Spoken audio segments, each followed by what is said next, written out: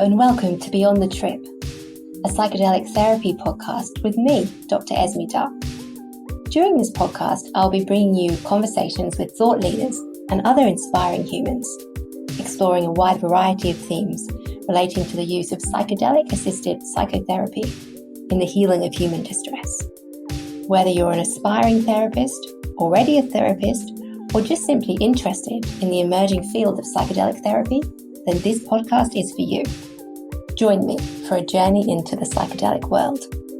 Before we get started, I want to take a moment to acknowledge the traditional custodians of the unceded land on which this podcast is recorded, the Wadawurrung people. I pay my respects to elders past, present and emerging, and I extend that respect to any Aboriginal or Torres Strait Islander peoples listening today. Hello everybody and welcome to Season 2 of Beyond the Trip, the Psychedelic Therapy podcast. This is the first episode of our new season, which I'm very excited to bring you. In this episode, we're joined by Lucine Eusani, who is an embodiment facilitator, an internal family systems therapist, and a psychedelic integration specialist. She originally trained as a mediator and has an MA and an MPhil in conflict resolution. Lucine spent a decade working in South America, facilitating conflict resolution trainings, offering trauma-informed yoga, and studying indigenous Amazonian shamanic traditions. With 2 decades as a trauma-informed embodiment facilitator, she also became a 5 rhythms teacher in 2015. Lucine is trained in internal family systems therapy, level 1 and 2, as well as somatic internal family systems for individuals, and the couples therapy version of internal family systems, which is called Intimacy from the Inside Out. Her one-on-one work is somatically guided, trauma-informed, and embedded in a deep respect for traditional plant medicines and embodied healing practices. Currently offers consultancy for training therapists for clinical trials in psychedelic therapy, something which we have done together, as well as one-on-one therapy practice, specialising in somatic internal family systems and group work. In this episode, we explore many things that we both are really interested in. We have a lot of intersections in our work and the way that we think. We talk about exploring somatics and psychedelics and the importance of healing using both of these modalities. We can outline internal family systems and talk about using that alongside psychedelic therapy, both in preparation and in integration. And we share a little bit about our personal experiences with medicine, work, and psychedelics. So I hope you enjoyed this conversation as much as I did. I'm really excited to be here again, bringing you Season 2. So let's get into it. Hello. Welcome to the podcast, Lucine. It's so wonderful to have you here. You know, you and I was thinking about where to start the story of how you and I know each other. And I'm not sure if you know, but I think I knew about you probably before you met me from your work in 5 Rhythms, which is a practice which I'll let you speak to, that I've used a lot personally and have found really, really helpful. And I'd heard about you in that world. And obviously I was a somatic psychotherapist. And so there was kind of crossover happening. And friends of mine had told me about you and met you. And then we ended up working together to develop some training for the Psyche Institute and their research trial in a psychedelic research trial that they've been getting off the ground for a while now. And we realized that we actually have so much crossover in the way that we work. We're both working in psychedelics. We're both very passionate about using IFS. Me in my general psychology practice and now in my psychedelic work as well. And so it felt really natural to have you onto the podcast today to come and talk about all of that. Yeah. So welcome. How are you doing? Thanks.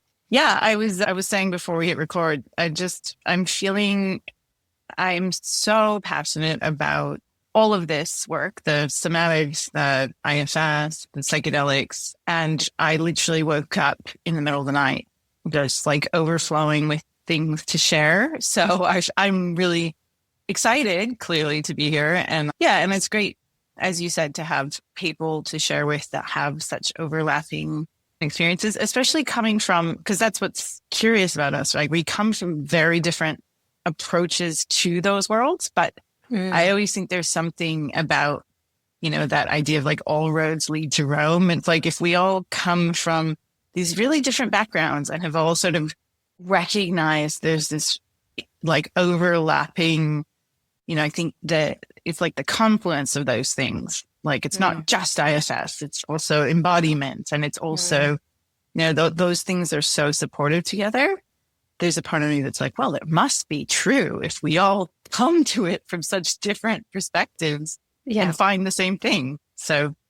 Yeah, absolutely. And and I think, when I think about my journey into this work, it started with finding somatic psychotherapy and then IFS and then landing in psychedelics with you, meeting you, and then thinking, oh, wow, we're really kind of, the way that we talk is very similar, like you say, and the way that we are working with clients and the way, even though we have such different backgrounds. And maybe you'd like to share a little bit about that now. Like, what was your journey into the psychedelic work that we're doing at the moment? Where does that begin? Yeah, well, it's funny because even the way that you laid out your entry point into those three things, I'm like, oh yeah, I think I came at the exact opposite order of things. Because of course, there's no such thing as accidents. Yeah. But I will say that I came into the world of psychedelics by accident. So I had moved when I graduated so I grew up in the States. I went to school in the States. I went to college in the States, as we call it. And when I graduated from university, I applied for a Fulbright grant to do research in Colombia. So I went down as a researcher. I mean, I laugh now as I was 21-year-old researcher, but with nothing to do whatsoever. My background is in conflict resolution. So I went down to work in the field of armed conflict in Colombia. And within about 6 weeks of having arrived, I got invited to my first ayahuasca ceremony, which in Colombia is called yahe. So I got invited to the ceremony and I was like, what's that? But it was a full body yes. Like I really, looking back on it now, I and knowing all the things we know about IFS and protectors, I am very aware that it was definitely coming from a part, but it was also, I do really strongly believe there was a lot of self-energy in that. I struggled a lot in my early teens and into my 20s with probably what Western medical diagnosis would say an eating disorder, but just a lot of thematic. I think a lot of my trauma that, was unexplored at that time was expressing itself somatically through disordered eating and bouts of depression and all kinds of other kind of disruptions to my life. I strongly believe that some part of me knew that this path, this psychedelics path, was what I needed for healing. So there was I did no research. I did no investigation. I truly followed my gut on it.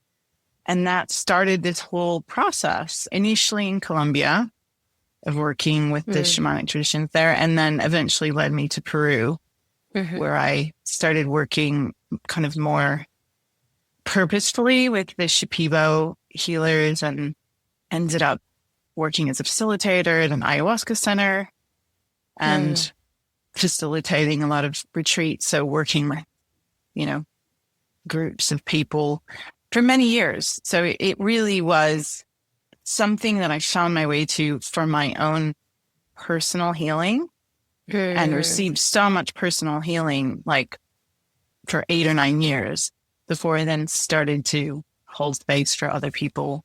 But yeah, all from the shamanic context, all from that more kind of traditional living in South America, working in a really kind of traditional way. Or I want to clarify, I was not offering the medicines. I was the sort of the support person, the facilitator between the Westerners that would come and the shamans who were actually doing the medicine work.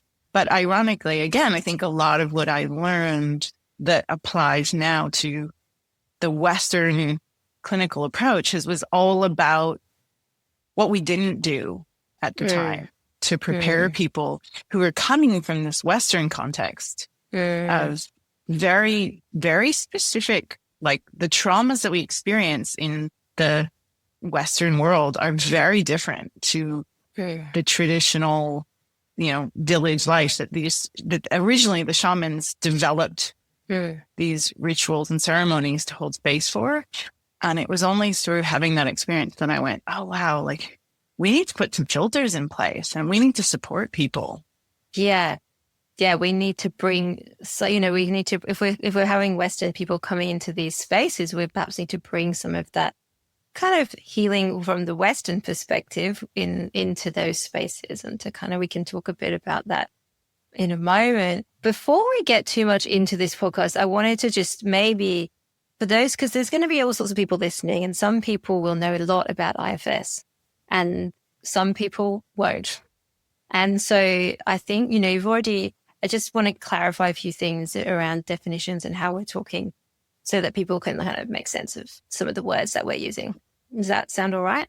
Yeah. Because both of us are trained in, you've dived into lots of IFS training in the last year or so as well, haven't you? Really getting more deeply into that model, and I use it all the time as well. And so I guess I can start maybe with it and you can kind of jump in whenever you like. But Lucine was just using the word self. And so, the self is the part that, the self is, there's something that we all have, and it's the part where we are the observer, is how I would tend to use to describe it. And that we all have a self. And then we have parts that come up, and it's natural for our mind to be subdivided into these different. And everybody, if you listen to people when they're talking about their distress or their lives, they'll often talk about, a part of me wants to go to that party, a part of me doesn't. Part of me is really angry with my partner right now. Like our romantic relationships can always pull us the most into our parts, or our most intimate relationships, I think. And then behind all of that is this self where we're observing. We might be in that kind of compassionate space where we're being curious, and we're able to communicate with those parts. And IFS really, one of the things that I really like about it is it has a really non-pathologizing approach. And so for me, it was a natural fit, and I'll talk about that a bit later. But, it really welcomes all parts, so that all of these parts that come up have a good intention initially, and then they might get pushed into more extreme roles because of difficult life events that we experience. Lucine, do you want to add anything to that? I don't want to go too much because I'm sure you have lots to say. I think, as you said, there's so many layers of nuance in that. Yeah. I think one of the ways that I describe how we discern the difference between self and parts is this idea that self doesn't really have a strong agenda. So when we're in a part, there's often a feeling of like, this is the way, this is the only way. One of my trainers in my recent level 2 explained that in a way that I hadn't heard it before. Was we talked about the 8 C's of self. So it's like compassion and curiosity and creativity. She's like, the 9th C is choice. Like when you're in self, you have choice. Like you could do it, you could not do it. When you're in a part, there's like a really strong caution. Like this is the way. And that's why, referencing what I said earlier, I think there might have been some part energy in when I first, because it was like, you're going, it's like, you're not, there's no way. And I think that's really helpful to understand that, there's this, like you said, the kind of observer, the witness that's like not so obsessive or driven or kind of tunnel vision, but rather, almost like a kind of sense of being able to step back from it all. Yeah. And that parts, as you said, like I often describe them as like adaptations, it's like, it's a healthy thing that we do is adapt to our environment. So they're amazing. Yeah. They're like these incredible adaptations to our life experience, but they're kind of, very specific in what they can do, what they can perceive. And so when we're in a part, we can often be missing the whole range of other experiences or opportunities because they're like really good at what they do. Yes, exactly. Yeah, exactly. That they all come up with it. They all arrive within us with a good intention and that they are really good at certain things. And then that maybe they get a bit overzealous is often a word that I would use, like a bit tunnel visioned, a bit overzealous with that role that maybe the thing that there's developed to help us in a particular situation in life maybe becomes something that isn't working for us as well as it used to as well.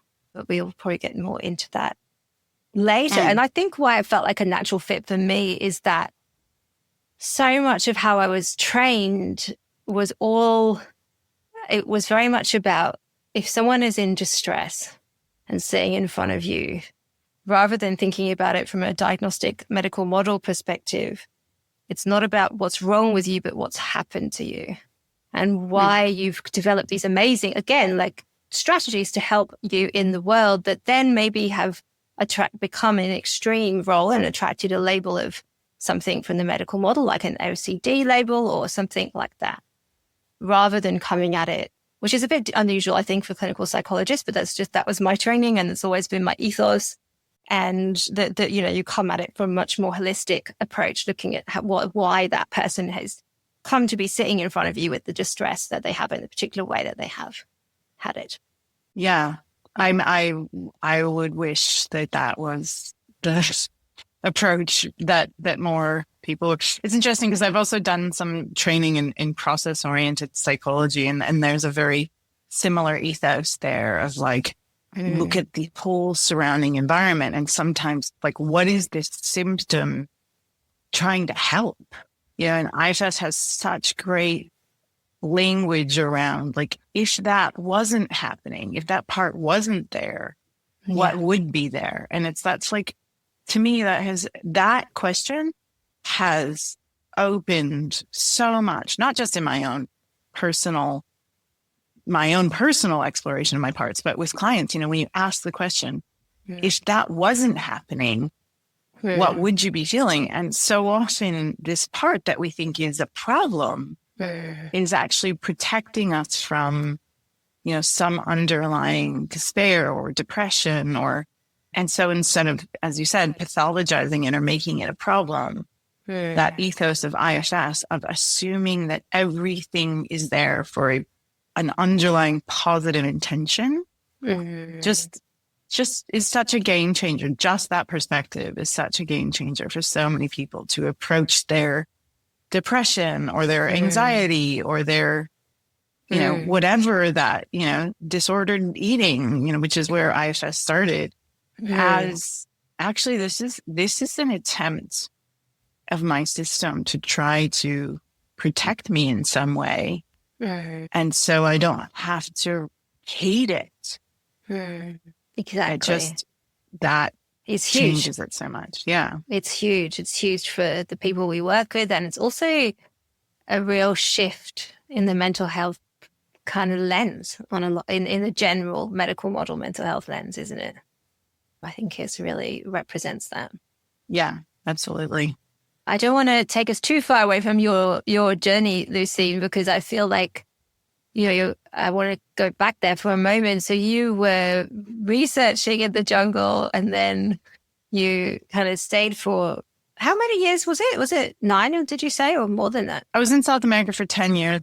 So a lot of that, 10 or 11, there was sort of periods where I would come back. Like I actually did my master's in England in the middle of that, which was hilarious. Like I went from, I was in Colombia in this like tropical, bright, express, and I went to the north of England to do a master's degree, and everything was gray.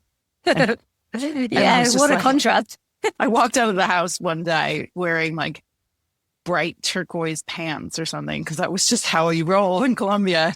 I just like stuck out on the streets. Like, what am I doing? So I went back and forth. But yeah, so a lot of that initially was actually in Colombia. I was actually more in the cities.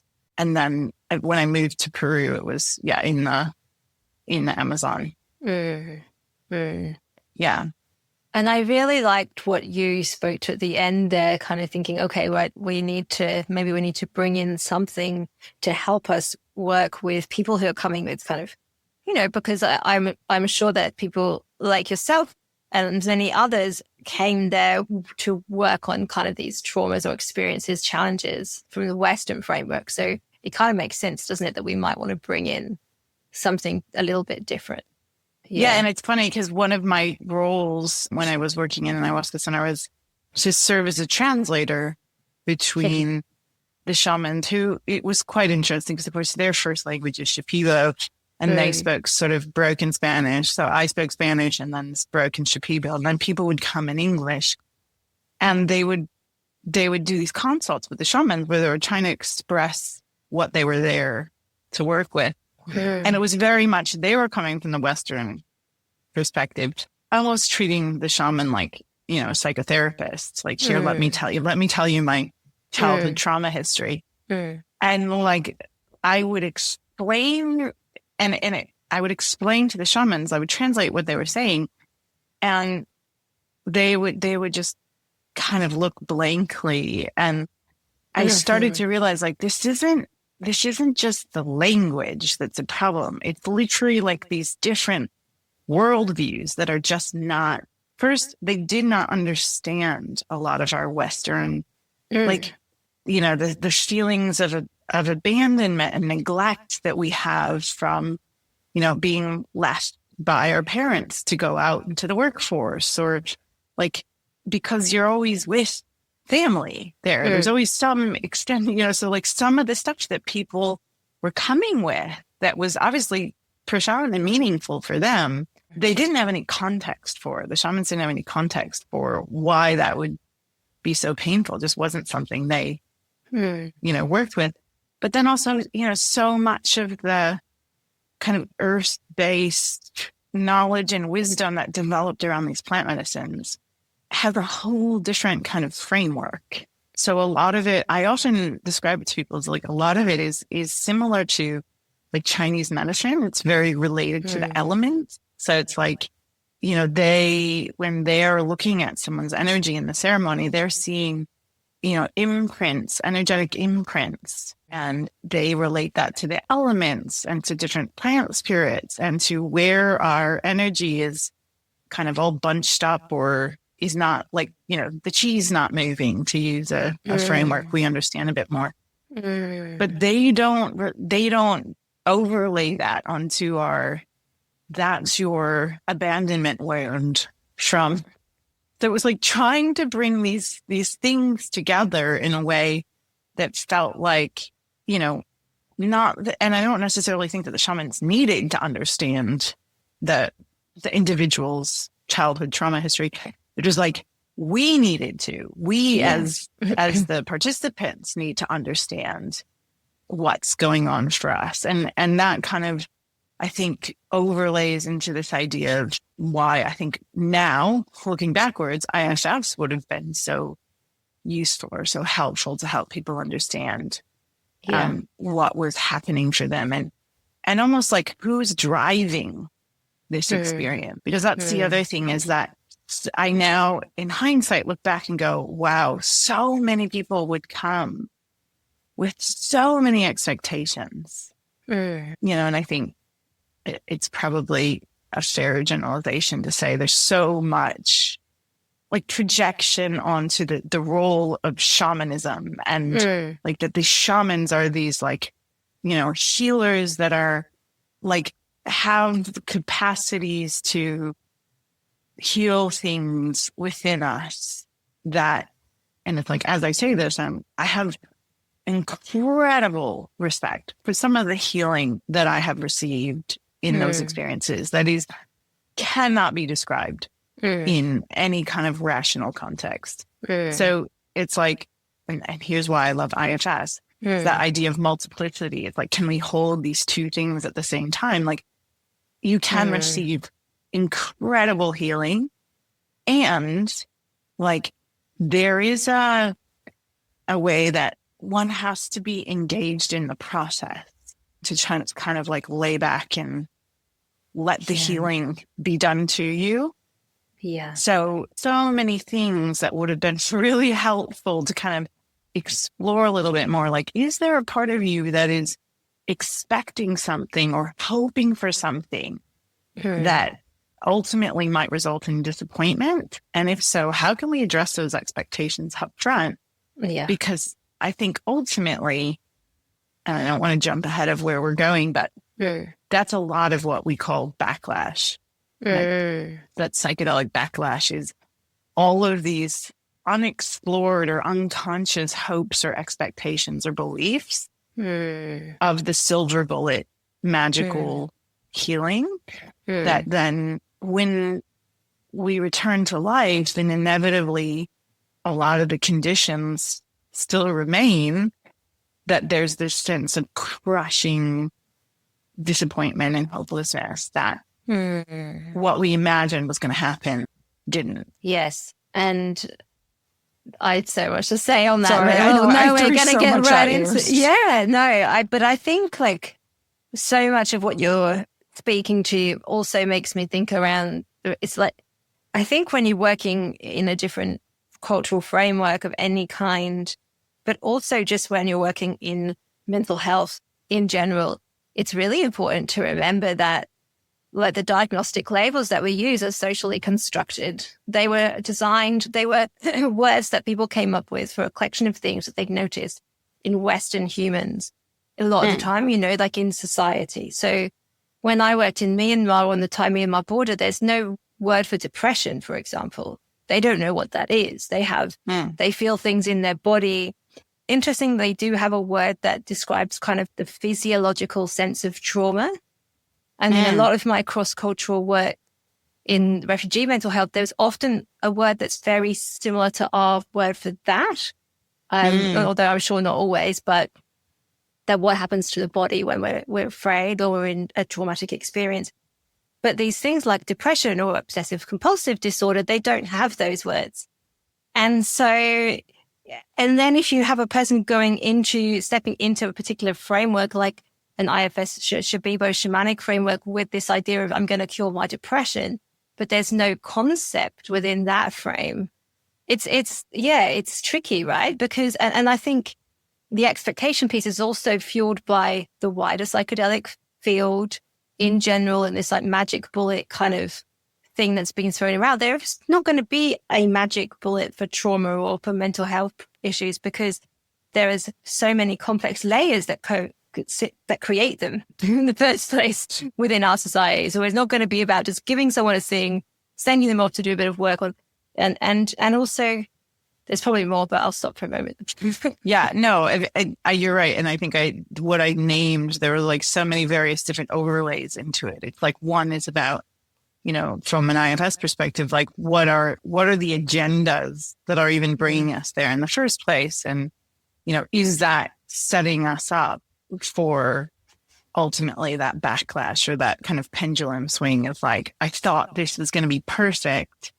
Yeah. And so, because that's when we go with these expectations that are so far beyond, like, I'm going to fully heal this experience, I'm going to release it entirely, then inevitably we're setting ourselves up for disappointment.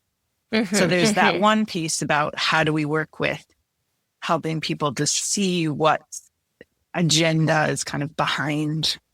But then, then there's the next thing about the cultural overlay and how much of that, it's like what I was saying before. It's like, I want to say both things, it's like we need to have that understanding that, a lot of the way we're approaching, if we are going into shamanic context, that a lot of what the shaman is working with and seeing is going to be entirely different to what we are understanding as the problem. And that doesn't mean that we can't receive incredible benefits from doing that work without needing to understand it. And that's also a whole piece that boggles the kind of Western mind, because I do have this profound reverence for the kind of mystery that is involved with how that healing works with plant medicine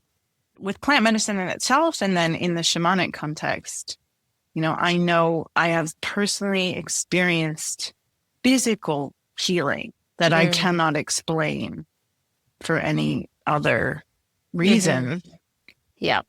Same. So, yeah. Yeah.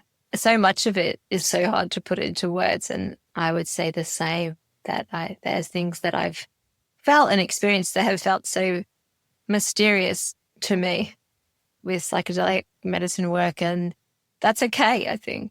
And, with my clients too, they can get really stuck on trying to work out what it was, but maybe actually just letting it be is the most useful thing. And that's what I think is quite interesting. You have a lot more experience about this than I do, but in terms of trying to fit all of that into, the Western clinical model, is I'm often like, yep, and we have to leave space for the great mystery. Like, we have to leave space for, I guess, various different ways of describing it. It's like the element of the transpersonal or the spiritual or the, sentient, in the shamanic context, the plants themselves have this wisdom, this sentience that is acting on us. And while we don't necessarily need to understand it, I think it's also like, let's at least leave the door open for that, because it just feels, you cannot overlay the Shipibo context into the Western clinical space. At the same time, it feels like holding space for that, which we don't know, is showing a bit of respect or reverence for that. Absolutely. And I guess, I think that holding that transpersonal kind of spiritual lenses, keeping that is really important in clinical spaces. And I think one of my hopes for the field of psychedelic assisted psychotherapy in the Western, where we're using it at the moment, is that it might allow us to bring that more into it might allow that lens to widen within the general framework. Because actually, I don't want to go on too much of a side topic, but I feel like that's important in all therapy. And I could probably do a whole other podcast about that. But having worked a lot as a grief counselor in my very early days of being a therapist, that was my first job. And then kind of working in refugee mental health, where so much of the injuries are spiritual, then we have to hold that, I think. Whatever the mystery, the spirituality, whatever that is. And I think we're missing something in the Western framework if we don't hold that. Anyway, that's a whole other topic, but I don't want to open too much, but I feel like it's really important to me. And so when did IFS come into the picture for you? You moved back. Did you actually don't know the answer to this question? When did you start training in that? Because 5 rhythms as well, you might want to speak to that. I don't know where you want to, take this next bit. Yeah. So I have that sense of feeling like all these various threads, and of course how they were all interconnected. So I also, interestingly, it's another kind of background of where our work overlapped. So when I was working in Colombia, I was working with internally displaced people. So with essentially internal refugees from the armed conflict. And of course, and actually that was kind of one of my questions that I think originally brought me, that was part of my Fulbright research, was this kind of larger question of what is it that enables some people to recover from that experience and to kind of integrate and live, productive lives, and other people just to never be able to move on from those kinds of spiritual traumas, capital T traumas.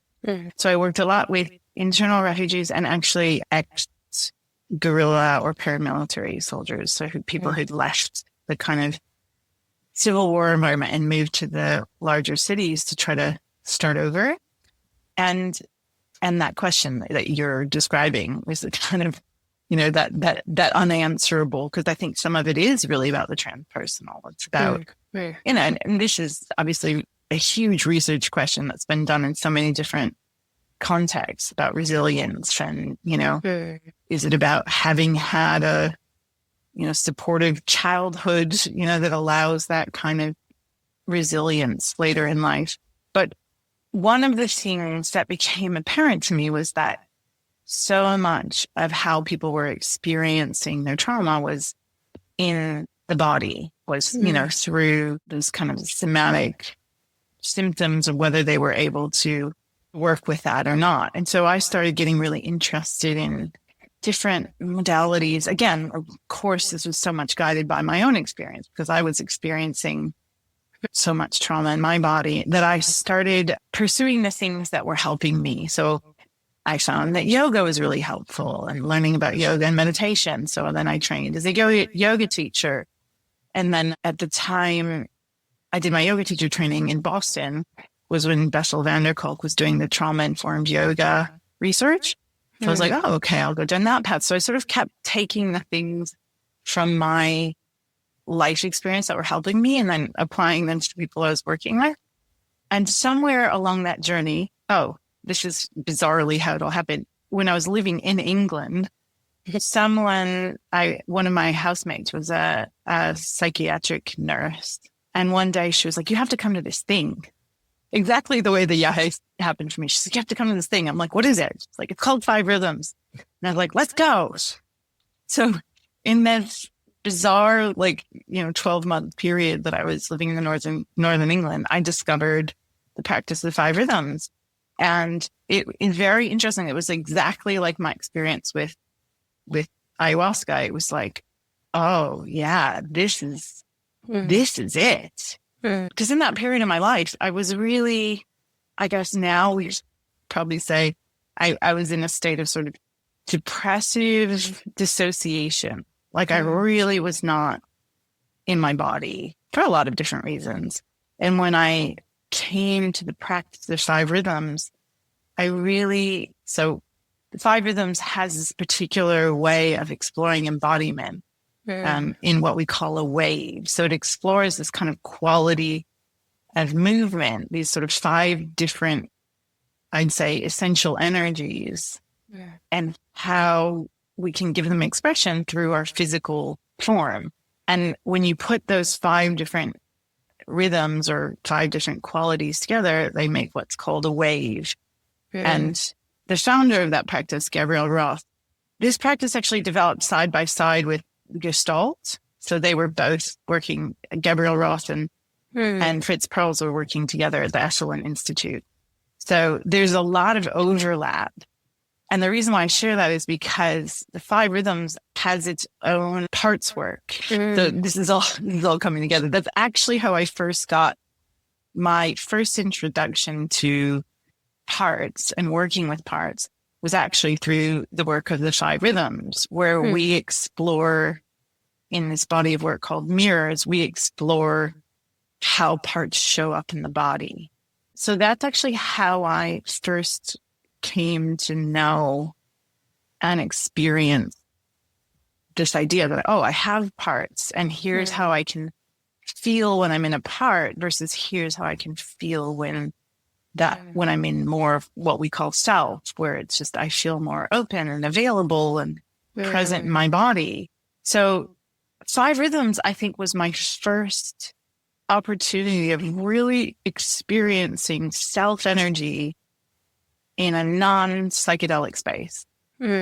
Just from the way that the practice works. So you start with, this kind of just gentle arriving, sensing, receiving how you are.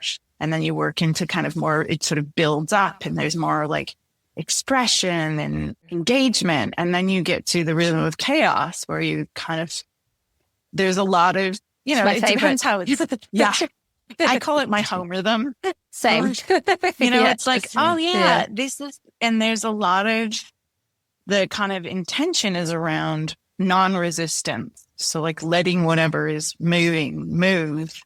And always there's this kind of transition point when you move out of chaos to the 4th rhythm of lyrical, where there's a sense of like, you're kind of expand into, by that non-resisting, like there's this awareness of who you are that kind of expands.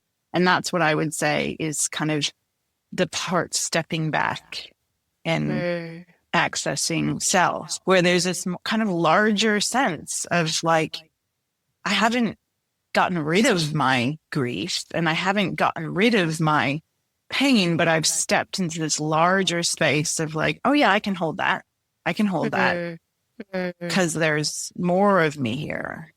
Yeah. I remember going to one of your 5 Rhythms classes actually, and being like really stuck in my memory that you said something like, and I'm not going to get the exact words, but like, I am my grief and I am my pain and that is such a helpful reminder for all of us that you are that and you are something else. And I think you were speaking to something which really resonated with me around being in a different country to your family, maybe. I think you said something about that, which is also my experience. And so kind of holding that and then being greater than.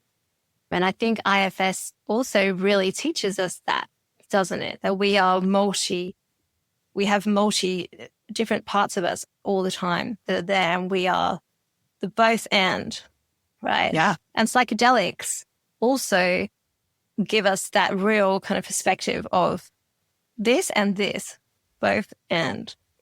Yeah. Bringing together opposites and that being okay. Yeah. And that idea in IFS of multiplicity, it's like, we're not ever going to get rid of our parts. We shouldn't want to, right? Yes. Yeah. And they can all exist in these really complex and, nuanced ways. That doesn't mean they don't, we can hold those contradictions. And I think if there's anything that, I try to like transmit to people, whether it's, I'm often in the position in the moment, and I don't want to polarize anything here. I've got some strong opinions about the difference between 5 rhythms and this category of ecstatic dance. And it's just interesting, even that kind of perception of like, so I would say in IFS, we're not, in IFS, in 5 rhythms, we're not looking for ecstasy.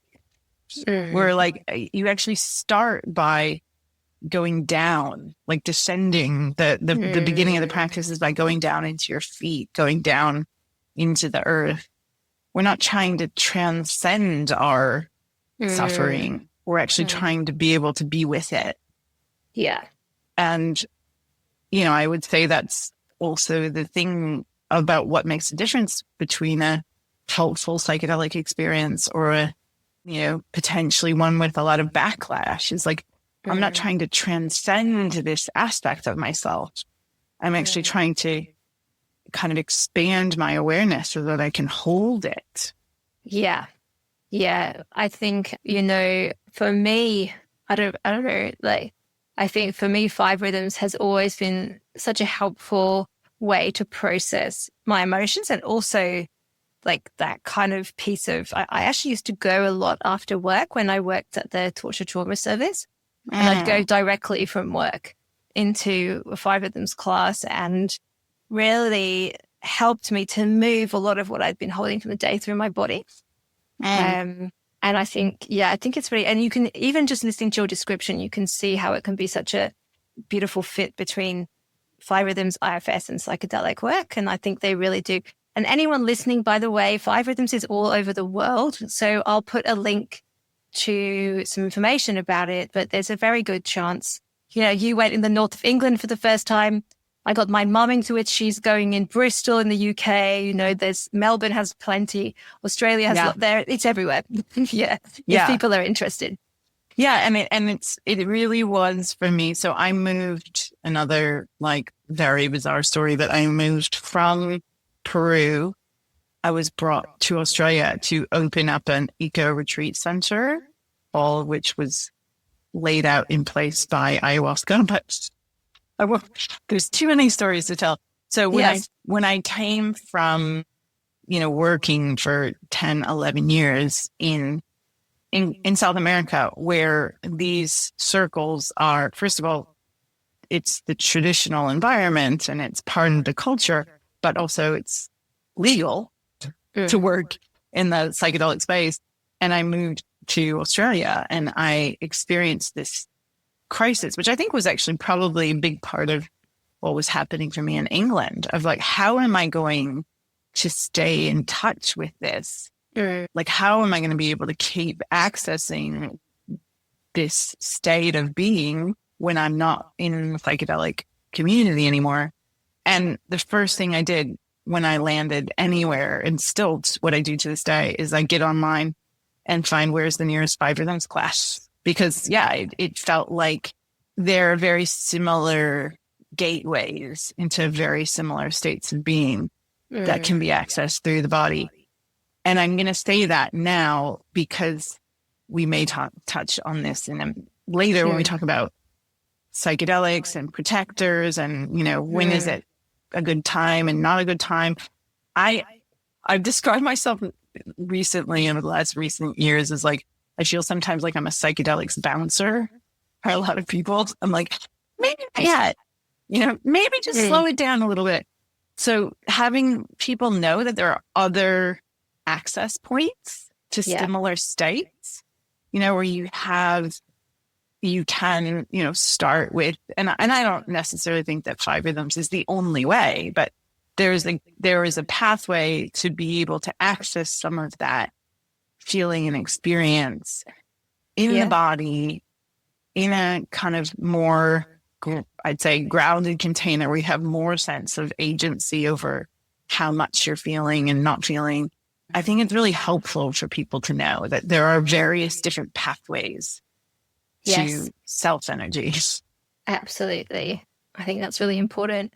Yeah. And I think, if I think about just briefly, like there's a long story and a shorter story, but like my journey into IFS, it began actually, you don't know this, but it was through our mutual friend, Lauren Ban, who she introduced me to IFS because she'd heard about this course that was happening that was like, the introductory ones. Oh, yeah. And I didn't really know anything about it, but I read some stuff and I was like, oh, this sounds like, at the time I was working in refugee mental health and a private practice. So I was kind of doing both. And it really resonated, as I've said, with this kind of non-pathologizing approach that I was already taking. And by that point, I was also in the middle of and quite deep into my sensory motor psychotherapy, somatic training. And I thought, I'll go along to this course. And with Laura, it'd be nice to go with my friend from work, because we were working together at the time. And I just sat there and I had one of those moments of like, yeah, this is it.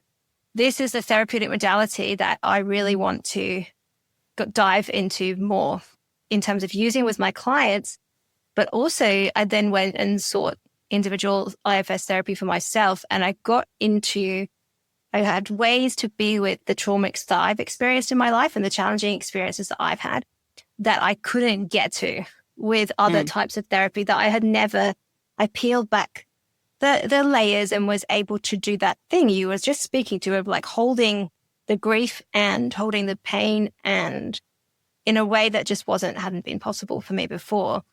And I'm not sure if I'm jumping ahead now, and then I kind of, when I went into a high dose psychedelic experience at Monash as part of the trial, I felt like I was doing IFS work on myself. And I've heard a lot of people say that. And I know that, I was kind of primed in many ways because I'd had a lot of work and I'd done so much work with my protective system before I went in there. But yeah, and I kind of had this very potent moment of working with an exiled part that was holding trauma that I'd worked with before. So it's not like it was a quick fix. It's layers, right? When we're working with these things, it takes time. It's not all going to happen in one high dose psychedelic session or one therapy session, but it's just been the most powerful thing that I've experienced personally as a client, I would say. And that's why I use it so much. Yeah. And I really loved hearing, there's something so interesting about how our experiences are so similar and yet almost like approached from, like, I feel like I came at IFS opposite. Sounds very binary, but it was like I had all of these experiences of, working through embodiment. Like I mentioned, the mirrors work in Five Rhythms is embodiment of parts. It's like, when you're in this part, How does it shape your body? What repetition does it make? What do you, and then you find this kind of physical expression. And then sometimes from the body, like a phrase will come out.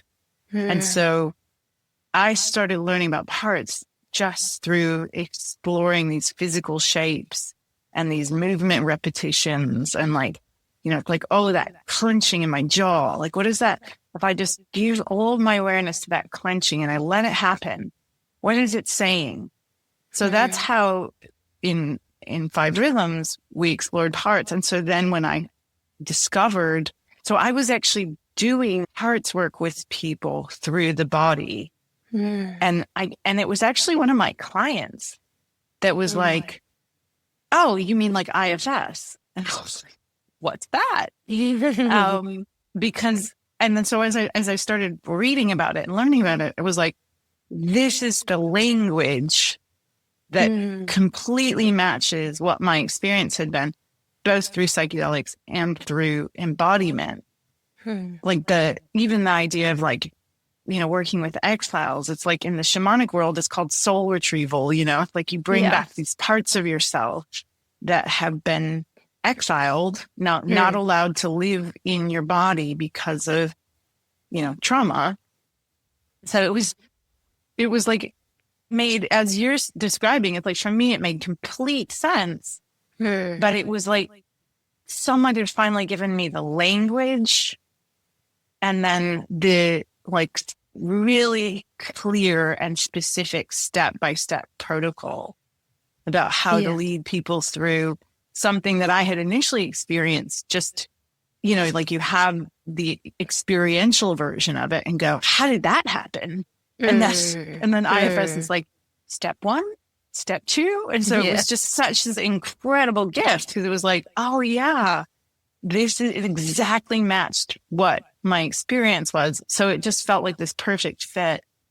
But again, something that I had kind of come to initially through my own life experience and then got the theory. So it was, but yeah, it was a similar feeling of like, oh yeah, this is so helpful. And then being able to language that now with client makes it so much more, it's like efficient. There's an efficiency to IFS. I have parts that love efficiency.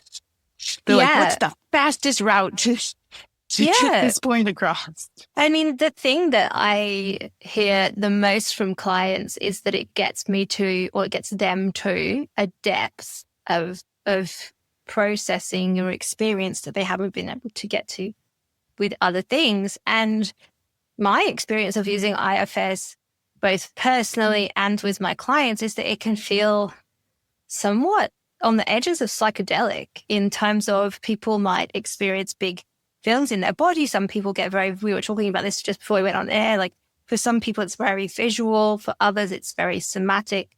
There are so many ways that people can experience parts. But I often find like when I'm sitting in self, so I'm in that compassionate, curious, open, non-agendered space with my client, working with them, that we end up in this, it feels almost otherworldly place where Absolutely. we're working with their energy and their parts and bringing it back into their body, of course. But I find that fascinating. And so it feels like such a natural fit. And, we're not the first people to be having this conversation. A lot of people are thinking more and more about how to use IFS alongside psychedelic assisted therapy or in other contexts, as well. But maybe I can share maybe I can ask you, why you feel like IFS is such a good fit with psychedelic work. So we hone in a little bit now. Does that feel good? Yeah, absolutely. And I feel like a way that just kind of makes sense for me to share is almost like, I feel like one of the themes that I keep describing this is how there are a lot of things that I didn't understand. So I experienced experientially and then went back and went, oh, right, this is that. And so I also feel like I learned a lot of what I learned about psychedelics the hard way through throwing myself into experiences, probably driven by certain parts, and then going, oh yeah, might have helped to know that. And, I think that's partly why I feel so passionate about this work, about, psychedelic assisted psychotherapy and use the potential for psychedelics in the healing space is because I have experienced such profound healing in my own life. But I've also experienced profound fragmentation. And I guess, looking at that, particularly through the lens of IFS, it's like, what could have helped me?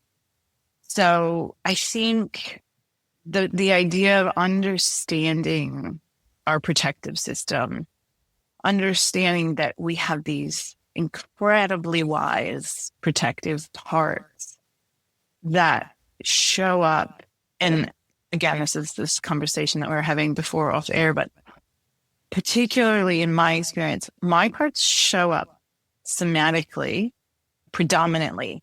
So I don't necessarily like hear a voice or see something, but it's through tracking my somatic experience that I've started to understand, like, oh, that's a protector. So one of the, I'm going to say, I think this is a whole like neighborhood of parts, maybe an army. Like, I think there's more than one part here, but I have a lot of parts that I guess the kind of clinical word for it is they're like somewhat dissociative.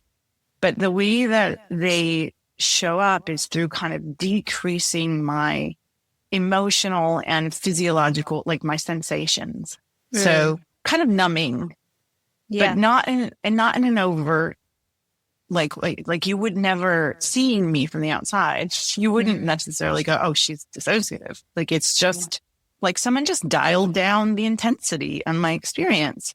And I can explain that, through a lot of ways. I think I grew up in a very intense and kind of violent surroundings. And so, like we say, no bad parts. Like, these parts were amazing at getting me through life without being terrified.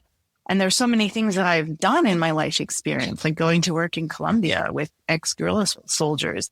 People always ask me, weren't you terrified? And I'm like, not at all. I now understand that that's because I had these protectors. They just kind of dialed down the intensity of my experience and put this kind of buffer, protective layer between me and the world. So why I share that is that in a lot of my early experiences of psychedelics, I had no idea that these protectors were doing what they were doing. And the amazing thing about protectors is they can keep doing what they're doing, some of them, even in the psychedelic experience.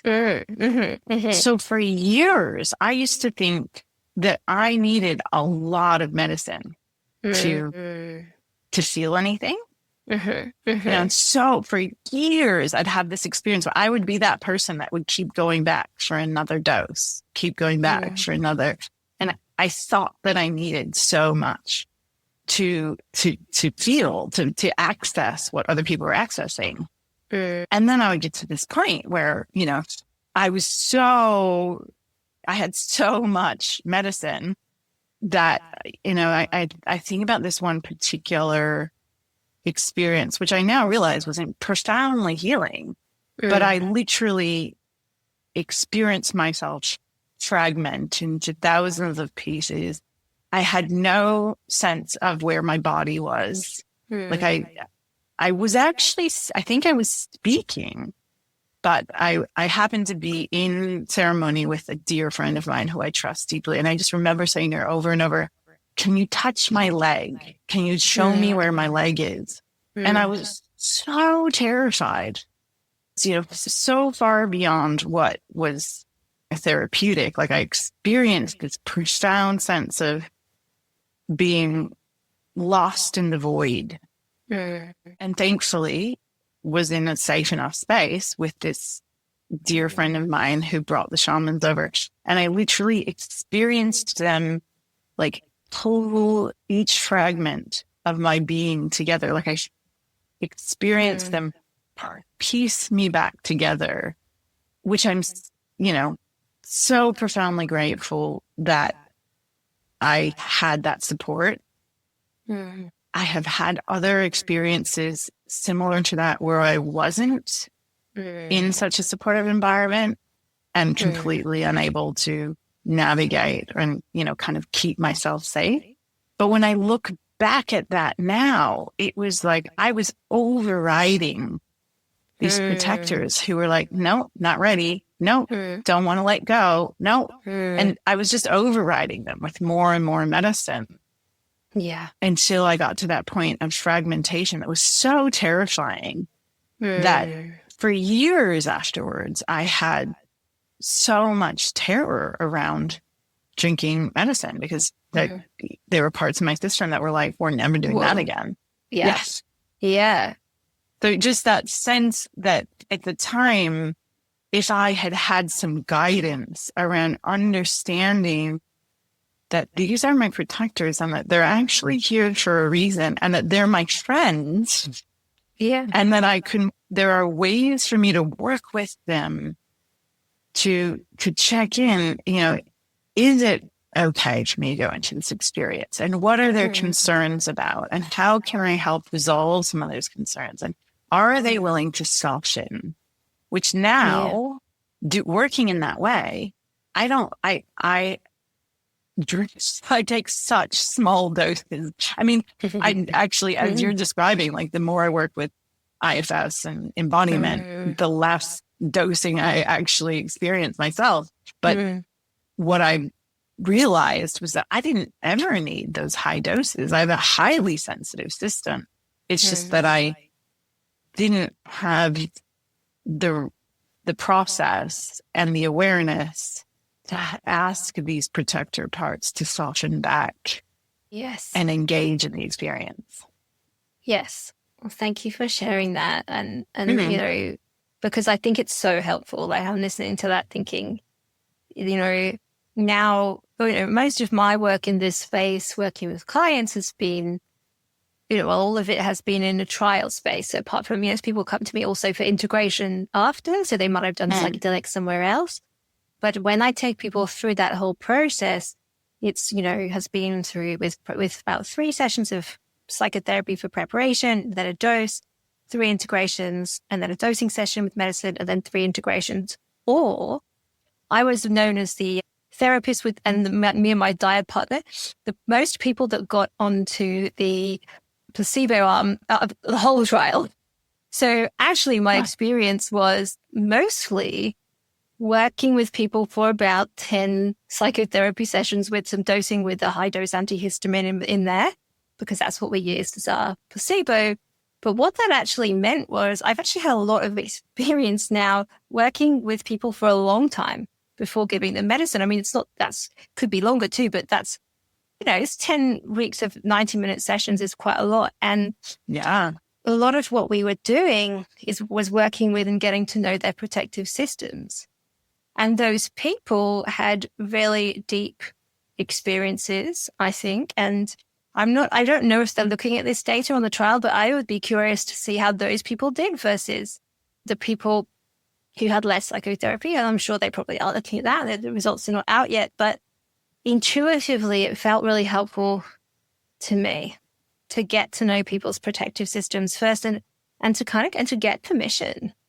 And I started to do that in different ways at the beginning of a dosing session with clients, and that we would kind of do some work in the prep sessions, and then they'd come in for their dose day, and I would work a little bit or a lot depending on the person with their parts. So that was, and I think it sounds like for you, that was something that would have been helpful in those settings, that someone can come and do that work with you either before or after. Yeah. And even being able to, once people have the awareness that exists, it's even something that we can do with ourselves, right? Like it's wonderful if you have a therapist, but beginning by developing even just having the awareness that this exists, right? That and this shows up for me everywhere, I should say. I notice, you use the example of partnership, relationship stuff, which I think is the most perfect mirror and activator for all my protective part. Becoming aware that anytime there's a slightest insinuation of conflict with my partner, I'm fine. I'm fine. You know, and it's taken so long to go, oh, that's protector. Like, because I feel like a non-feeling. They feel like I'm just like, yeah, I'm good. You know? Yes. Like, oh, wow. There they are, just taking me away from anything that they perceive as, you know, disruptive. And it's so cool. It's so wonderful that they do that. And, you know, and then the flow-on effects of that, of like, and, you know, it's actually exacerbating the dynamic between my partner and I. It's like, why are you feeling anything? What do you mean? Yeah, and then his parts get activated, and then your parts are having an argument, right? Which is definitely something that I experience, you know, and I think most people. I mean, you and I were talking about this before, and I also experience parts very somatically, but mine, like right now, for example, is something that I experience quite a lot is this kind of tight feeling in kind of my middle of my chest that is very tight and very hypervigilant. So when I'm feeling stuff, like when I'm recording a podcast, or at the moment I've got a lot of things going on outside of work life that are really exciting and big stuff, like selling. I'm trying to decide whether to sell my house in the UK, and there's a lot happening. And so there's anxiety here. And that part is very hypervigilant. It's kind of always scanning and watching and making sure that I'm safe and what do I need to do to make sure I'm safe. It's very active, which is actually really helpful in a public speaking situation to a point. You know, it comes up a lot in those spaces, and I get quite organized and I might over prepare. But then once I get into the situation, it's kind of settles down. However, if I get really, really anxious, which for sure happens, that kind of hyper vigilant overthinking kind of can just trip me up completely, and then I can't think because it's working so hard that I can't actually be present with the conversation. Yeah. So how do you, in the moment, how do you work with that part? What is that part? Like this morning, I was just sitting before we came in and really aware of just kind of checking in and saying hi and sending it a bit of care and just and noticing and thanking it, because it is very helpful. Like I do think some version of this is really, really important for me, and you know, and I use it a lot. So for me, I find like just placing a hand on there can help calm it and let it feel seen. I might ask it like, what does it want me to know in this moment? And just, but kind of really holding it and breathing into it so that it can relax enough. And it doesn't usually go completely, like, you know, even though I know you well and we're flowing and this is great, it's still kind of there, but it's not as hypervigilant and watchful as it was beforehand. So you feel like it responds to your care, like it notices you noticing it. Definitely does, yeah. It can start to kind of relax a little bit, but not completely. Yeah. You know, I think that's the thing that is so profound for a lot of people to get, and you know, we just keep getting it over and over, is that for most of our parts, they're like really not aware of us, of self. And so that moment of being like, oh, I really appreciate that part and what it's trying to do. And then it's like, does that part get it, that it's being appreciated right now? Is often such a moment of like we actually have to make that connection. You know, it's like when I notice my numbing parts and then taking that extra moment to be like, oh, that's really cool what you do. Like, that's really amazing. And for them to receive that appreciation, it feels like it takes a lot of just doing that over in my system over and over, of Like just letting those parts know I'm seeing them, and I'm not going to try to make them go away, but just that I'm actually like, oh wow, what you do is incredible. Yeah. Because I don't know if you have this experience in your practice or in your life, but I think a lot of IFS is done, and I speak even in my own process, by some parts trying to get rid of other parts. Yeah. So, it's like I usually turn up to my IFS sessions like, okay, can we focus on this? And it's generally there's some agenda in there of like, how can we make this stop? Yeah. So I really have to like, and of course my IFS therapist is great with catching me on this, but I'm just noticing like, where is this coming from? And that whole thing that self has no agenda. It's like really noticing when it's absolutely just coming from a place of curiosity and appreciation for like, oh, there that part is like, how useful. Yeah, exactly. And I think, even it's interesting, even me just pausing for a moment a minute ago and doing that in this conversation, the tightness has got a bit less.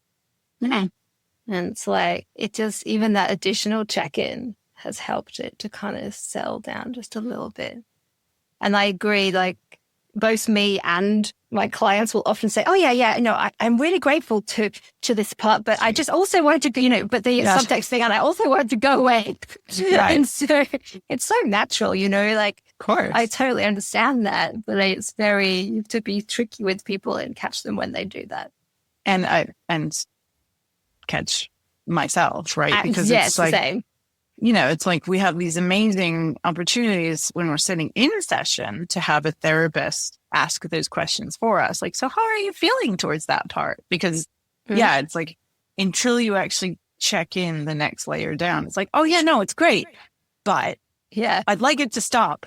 It's great when there's a therapist there to check in. But, so much of IFS is happening moment to moment. Like you said, when you're standing in front of a crowd about to speak, or when I'm sitting down with my partner to have a conversation. And it's like really being able to observe that if there's any kind of resistance to this, that it's coming from another part that's like, would you just get away? Yeah. And being able to soften that and go, a lot of these parts, I don't know the story of yet, because they show up. It's just so like as a sensory awareness.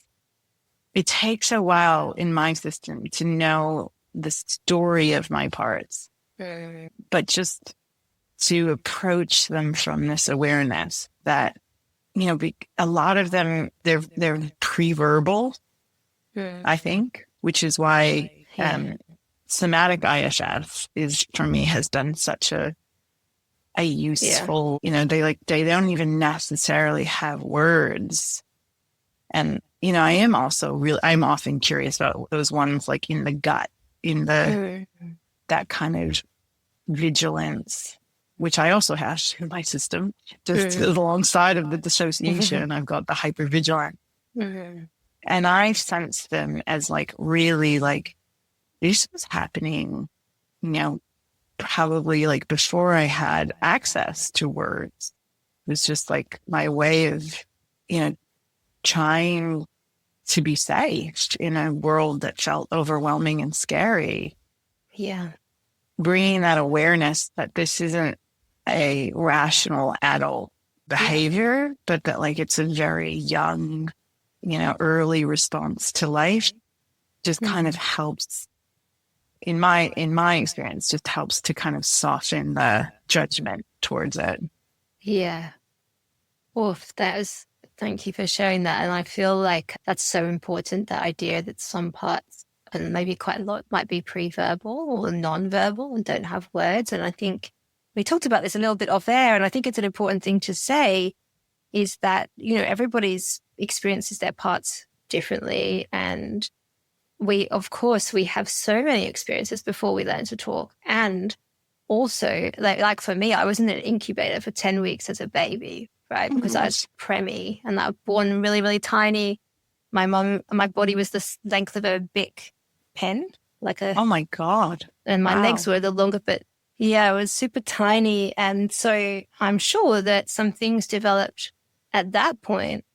And interestingly, in a journey, I was doing this, which I'm like, yeah, what am I doing here? I'm like stroking something with my thumb for anyone listening, like holding my hand and squeezing with my thumb, which is what I used to do in the incubator because my family members would put their hands in and I would hold it like this. I've got photos. And so, you know, I'm sure that I have lots of pre-verbal parts that come off from that time. And so much of our experience of the world is not with words. You know, words are made up only a small part of actually how we are in the world. And I'm sure that you're fully aware of that. And so am I. And so, of course, our parts don't always have words. We might just feel, we might sense. Some people get very visual images. For some people, mine come out in my dreams as well. So that can be another important way to get to know a part. For some people, they really like to kind of channel them into objects. And some people I've worked with have found that really, really helpful. And that helps them to kind of connect. Sometimes they talk to us in words. Some of my parts tell me a lot in words. And sometimes they speak to me in sensation or feeling or something else. Yeah. Or non-feeling. Yeah, or non-feeling. I've got those parts too, by the way, definitely do. And yeah, I think it's important to welcome all of those different channels, right? Process work talks about channels. And I think as a therapist, I can get very generally I ask people if they feel a part, like, where do you feel it in your body? And that's where the dialogue starts. But some of my clients don't feel them in their body. And that's been a really important learning for me too, that maybe then we use an object or a drawing or something else. Yeah.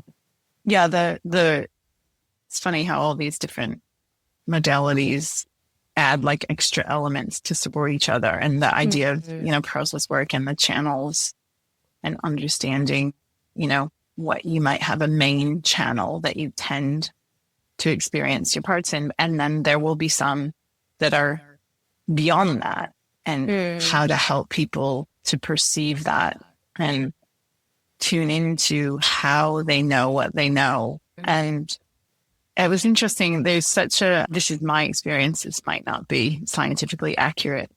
I tend to meet so many people in the psychedelic therapy world, both as participants, but also as therapists who have that experience of the incubator or I think in Australia, they call it the humidicrib. And so common. I am so curious because it feels like psychedelics is such a place, I suppose, where we're able to experience some of those early, I would say those are the things that are much more embedded in our unconscious experience. I would also, somatic work again is a great, gateway to explore and heal that. But yeah, all of that kind of pre-verbal and really like very deeply embedded in our, this isn't even our conscious experience of the world. It's like all of that imprinting about proximity or distance and kind of these core existential feelings of aloneness, that really make no sense to this person's adult life, and how often I end up finding out with clients, like much later on, like, oh yeah, and I was also in the humidicrib for 6 weeks, or it's like, oh, that makes sense. I have such a curiosity, and this isn't like, I don't have a broad enough evidence base, but it feels like there's something that draws a lot of people with that experience to this work. Yeah. Yeah. I don't know, but that would be an interesting thing to look into, I think. Yeah, it's like I would love to be involved in one of the studies and be like, could you put in this question as well? Just could you? But it's a really important thing. Like, I think actually something, because a lot of people listening to this are therapists, like really important to ask about that very early developmental history, even with adults. And I think even I definitely also forget sometimes to ask those questions, but it can give you so much information. I'm mindful of time, and I really want to get into a little bit about integration and IFS. Is there anything? I feel like we've covered a little bit around, and of course, this is a whole probably more that we could say, but we've covered a little bit around preparation. And is there anything you wanted to add on dosing? Like, I feel like on the dose day or when someone's in a medicine session, like I've definitely used IFS to help work with the protective system. And I've personally experienced it being helpful in terms of helping me navigate inside a psychedelic journey. I'm not sure that that's always the case. They're also different from each other. But that was just my personal experience. And I would never try and suggest that that's something that someone should learn to try to use in there, because I don't think it works like that at all. But there is a thing that can happen in a dosing session. I was geeking out a little bit on Stan Grof and his work and his early work, and talking about the COEX system, where people kind of journey through similar memories to do with a particular theme in their lives that feels very IFS-like. When you're sometimes working with an exiled part that the protectors are protecting, it might release in a way that feels like that in an individual session. So I think that's something I wanted to say. But yeah, I don't know. Yeah, I think.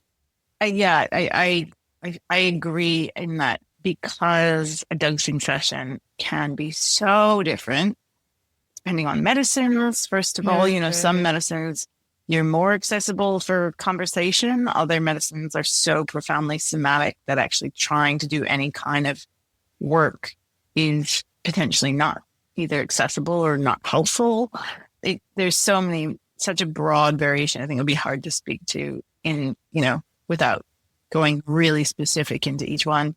Although I will say, again, in terms of very general themes, just the idea of self-energy.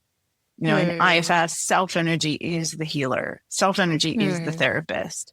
And as an IFS therapist, your role is to just emanate self-energy and emanate that sense of trust in the that this person also has self-energy.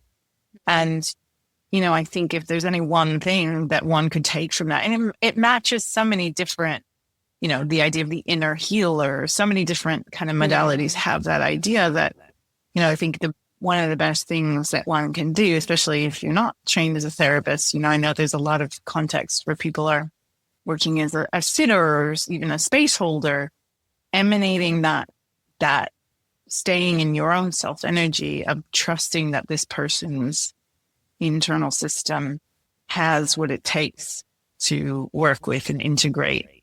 There's something about just it's so important, just even in a one-on-one straight IFS therapy session.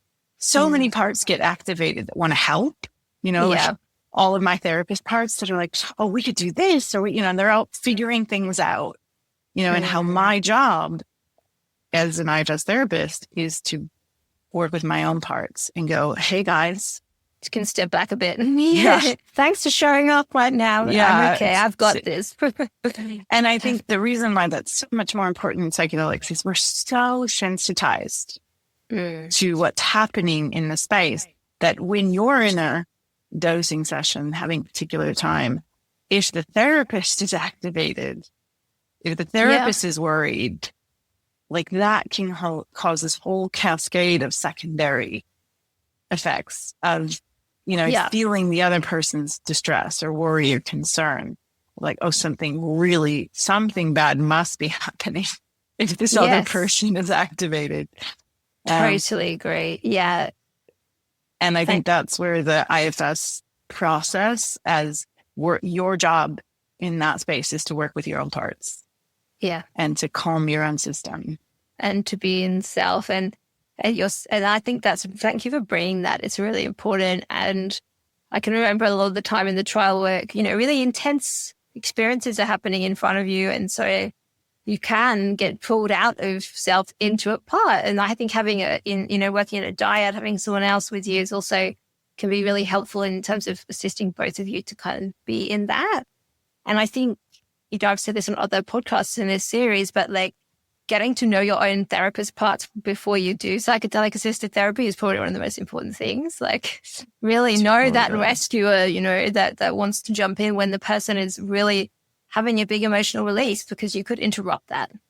But sometimes a person is also, it's complicated, right? Because sometimes they're looping in a way that is not so helpful for them. And so when do you make that judgment? And that is beyond the scope of this podcast and something that I think is pretty challenging, right? And if people, it's definitely something to be thinking about as we work on going to the clinical use more here in Australia. Totally. And that feels like we could totally have a whole other conversation and podcast around that. But that's again where I feel like having an IFS practice of noticing, am I coming from self or am I coming from a part? Because in self, I generally have the feeling that I can make an offering in a very non-agended way that isn't rescuing, but is like just like compassionate of that person's humanity. And generally, and this sounds very, very generalized without having specific examples, but I find that it's not, it's almost like the person can take it or leave it because it's not coming from that pressurized way. And so, I suppose if it is largely therapists listening to this, to really say having your own practice of noticing your own parts and unblending from your parts and bringing awareness to where that intervention is coming from in yourself, knowing that, no one's perfect, but it is, I find it's a really helpful reflection to go, okay, where is this coming from in me, that to avoid some of that, unnecessary projection or intervention. Totally. Yes. And like you said, maybe we should do another episode on this. I feel like I've covered it a few times in different ways, and it's like, but I think I would sometimes check in with my dyad partner too. Like if I'm thinking of intervening, and then is that, are you, and where, and that's quite helpful as well in terms of working out whether it's my therapist part or a projection that's coming up. I'd like to talk a little bit about this idea of longer term integration. And we used the term whiplash before as well. And so I'd like to dive into that a little bit more. The word integration gets used a lot, in the psychedelic space. And, in our trial, we had, some dosings and then about 2 to 3 sessions of integration psychotherapy before that. But we were very clear that integration lasts a long time. And you and I have spoken a bit about this. So what do you think people think integration is, and what do you actually think it is in a more realistic way? Yeah, I think often my sense is that people's expectations around integration are like 2 or 3 days, or some of it's dictated, I think, by the context. So for example, in traditional ayahuasca context, you're asked to be on a diet. And I think, again, different traditions have a different framework. Some of it's like 10 days, some of it's 2 weeks, some more kind of modern, like 4 or 5 days before. So sometimes people feel like, oh, well, I'm on a diet. So that's the kind of period afterwards where I'm integrating for those 10 days or 2 weeks. And the diet is about, again, that kind of more shamanic cosmology of like allowing the plant medicines or the plant spirits to integrate into your physical and energetic body, that you hold this particular, you eat certain foods or don't engage in certain behaviors that are going to interfere with the integration of the plant medicine. So I think people's expectations around what those are sort of dictated by that context, or like you said, in the trial perspective, it's maybe around, it's those 3 sessions. But I'm starting to really see, this is now, oh my God, it's like when I think about timing and I trace back how many years I've been working with psychedelics, I start to feel really old I think it's like 23, 24 years now, 24. Mm. And the relationship of how that has changed over time, I'm starting to really see the arc of integration so much longer than what I had originally imagined. And perhaps there are different stages along the way. But, I think I originally brought this up of really wanting to talk about this is that I feel like more and more I'm starting to see it almost like a wave, like I talk about in the 5 rhythms, there's a wave that often, not always, but often there's like an initial kind of feeling of, euphoria or, grace or having gotten contact with self or, however you experience it, the great mother or, great mystery, like can often be an experience like in the session that may last a few days. The classic one I used to hear all the time of like, I get it. It all makes sense. This sense of like having access to our expanded awareness or our self-energy. And then we go into life and we meet a lot of the same conditions that, our parts arose from, whether that's, the Ram Dass quote of like, you think you're enlightened and go spend a week with your family or, Yes. or another book I used to recommend to people all the time is, my gosh, I think it's John Kabat-Zinn, After the Ecstasy, the Laundry, like that thing of like, we have these expanded experiences and then we have to go back into this world where, we might have difficulties with our boss or, our children are, I always say that my children are like the most amazing teacher where I'll be like, I am so wise. I am so compassionate. And then they like push some button and I go into this part of myself that I don't, I still have judgments around. So we come back into life and then these parts get reactivated. Yeah. And to me, that's what we call the backlash or the whiplash of like, I was here where everything felt so amazing. And in that, there may be some hidden expectations or beliefs about, the silver bullet, or I'm going to rid myself of this forever, and then almost by necessity, like the pendulum swing to the other side of like, oh, I haven't actually gotten rid of those things, or, oh, it's still here, or sometimes the contrast of the external world, like when we are so open. And so, again, IFS might say we're in a more kind of idealistic part or an innocent part. And then we go into the world and we see the cruelty and the horror as well. That there can be this swing almost to the other place. I see a lot of people hit like a hopelessness or a despair and a questioning of what happened, which I would say is the re-engagement of our protectors. Yeah.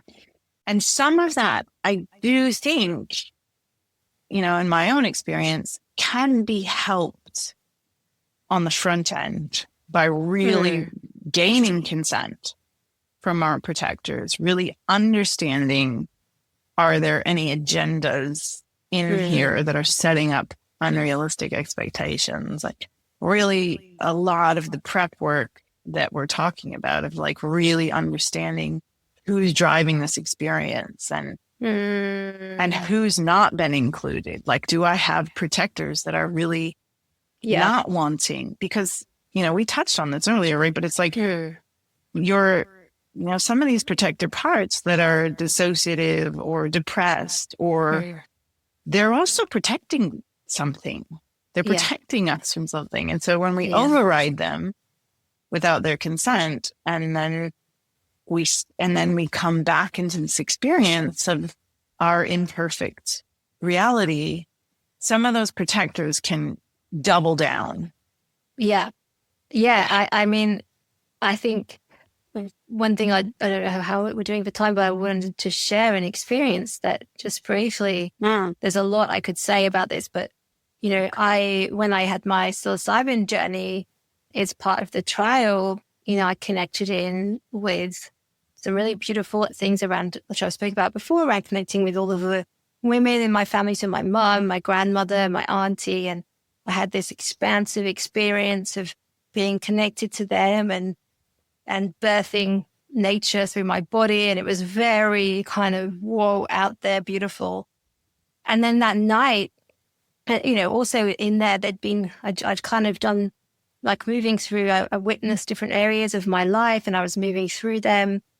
And then that night I went home and I had such an intense series of anxiety dreams where this little 10-year-old me was like looking around everywhere, like in that hypervigilant part was really active. And I woke up almost in a panic attack in the morning and I was like, I thought I was supposed to feel amazing, you know, like I had those parts that came up and were like, what's going on? And actually I realized that this is my 10-year-old hypervigilant part just working out what had just happened, still working through, kind of settling, still working through that experience. And that's happened in different forms at different times. I'm still working with that. This was 3 years ago. And, you know, she doesn't get anywhere near to the level that it was like a full kind of panic moment, you know, the next night. And now she's a lot more settled, but I still connect with her and with the big, beautiful image of my, you know, being with the women in my family and the birthing piece, but they're all important 3 years later. And I revisit my notes, I meditate and check in, I take it to therapy. And so I'm still integrating that experience. And do you have a sense, you might not have the answer to this, so don't want to put you on the spot, but you know, it's always helpful to even just explore live as a question. Do you have a sense if there was something that would have helped that part to go into that experience, to feel safer or more filled? Because it sounds almost like that part felt really like exposed, or like, you know, it was like there was such an experience. Because even joy and rapture can feel too much to our parts, right? Like it's like there's a lot of feeling in that experience you had.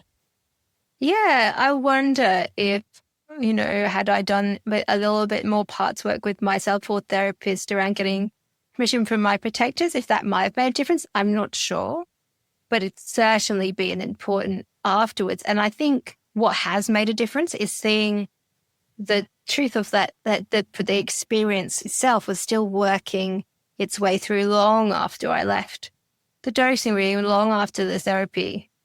And that's okay. And that feels that that's part of it. And so, yeah, that has really helped me to continue to work with it. Yeah. And I appreciate your answer, actually, because that brings up for me the original reason why I wanted to talk about that backlash is that it doesn't necessarily mean that we've done something wrong either. You know, so there can be this tendency to be like, oh no, maybe I've triggered this part and maybe I shouldn't have.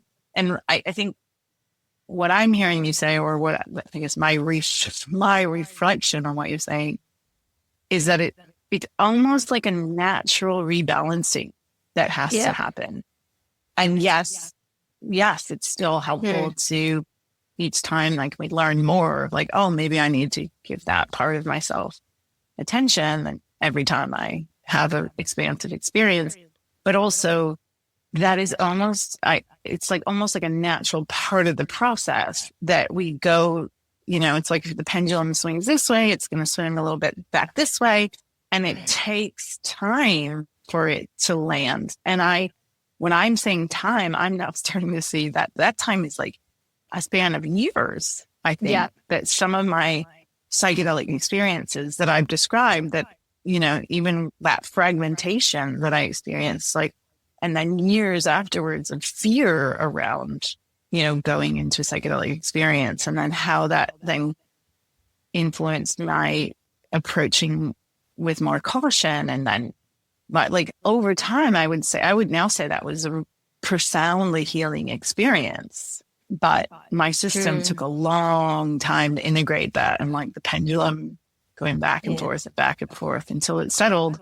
And I feel like for people to understand that and almost, I don't exactly want to say like expect backlash, but to understand that some of that happening is not necessarily an indication that you've done something wrong. Yeah. Yeah, exactly. And, you know, I remember actually my therapist on the trial who became my dyad partner later said something that, like, maybe you should sit down and talk with that 10-year-old. She sounds like she has a lot of wisdom.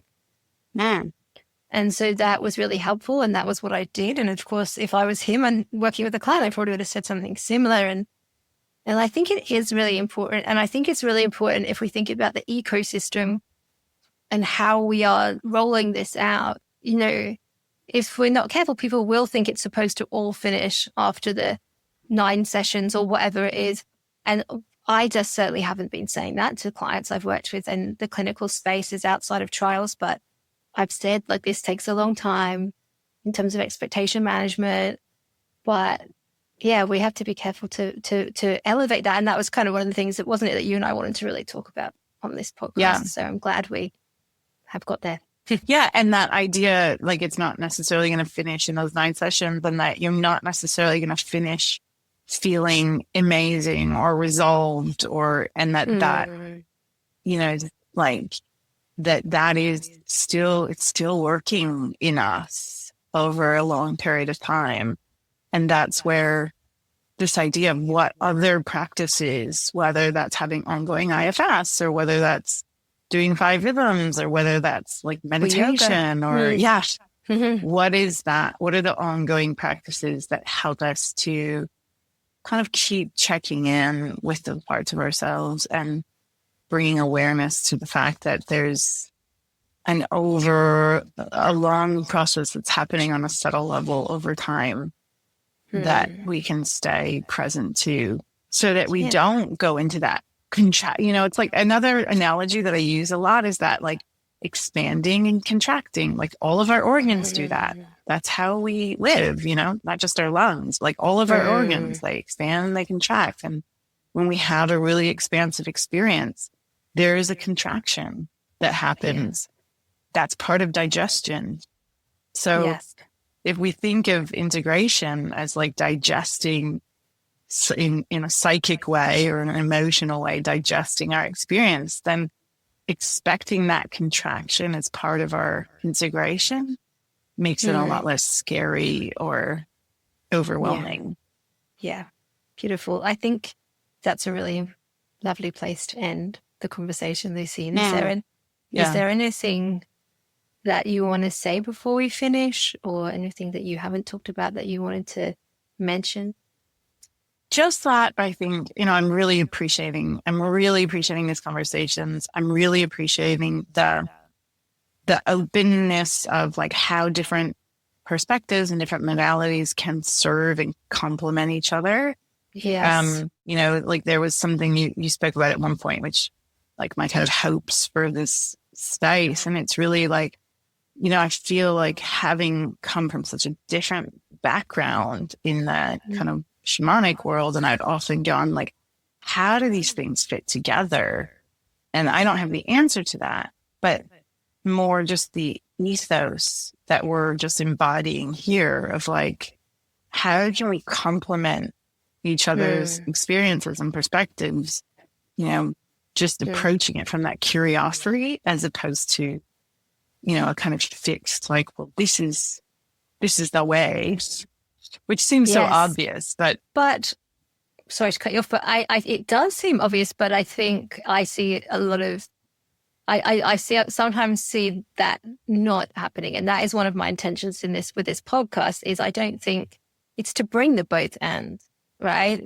There's not just one way of working with medicine. There's not just one way of thinking about this. I think for a healthy ecosystem, it's really important to bring multiple perspectives together and to be curious. And actually, you and I have come from quite different worlds and landed in a very similar place. Right. And I just want to mention Onaya as well, which is our friend and colleague Simon Raphael's organization that is kind of bringing together, he's also been on a podcast, he's bringing together the best of both, like the kind of shamanic perspectives and the Western medical kind of lens as well, which I think is really interesting. And I can put a link to that in the show notes. But yeah. And if Lucine, if people want to find you, you've got a website, which I will also put in the show notes. Is that the best way for people to get in touch? Yeah, absolutely. I am bridging right now. I'm moving in between the States and Australia, doing a lot of the, participating in some of the, as you said, the psychedelic therapy clinical trial development with Embodiment, with IFS. So I'm sort of jumping around quite a bit, but yeah, people can find me through my website and then exploring, what other future in collaborations unfold. So watch the space. Really, I have no idea how to say where to find me next, but that part about the great mystery. Yeah. Amazing. Oh, thanks. Thank you so much for coming on. I've loved this conversation. We've gone for nearly 2 hours and I could have kept going for more. So I'll wrap us up and hope we can have more of these chats. Yeah. Thank you so much. Thanks for listening.